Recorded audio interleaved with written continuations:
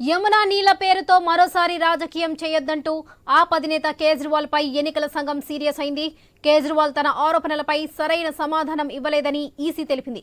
ఆధారాలు లేకుండా సాధారణ వివరణ మాత్రమే ఇచ్చారని తెలిపింది. యమునా నీళ్ల పేరుతో రాజకీయం చేయొద్దంటూ వ్యాఖ్యానించింది. ప్రజల్లో భయాందోళన రేపే ప్రయత్నాలు మానుకోవాలని సూచించింది. ఢిల్లీ అసెంబ్లీ ఎన్నికల ప్రచారంలో భాగంగా యమునా నదిలో విషం కలుపుతున్నారంటూ కేజ్రీవాల్ వ్యాఖ్యలు చేశారు.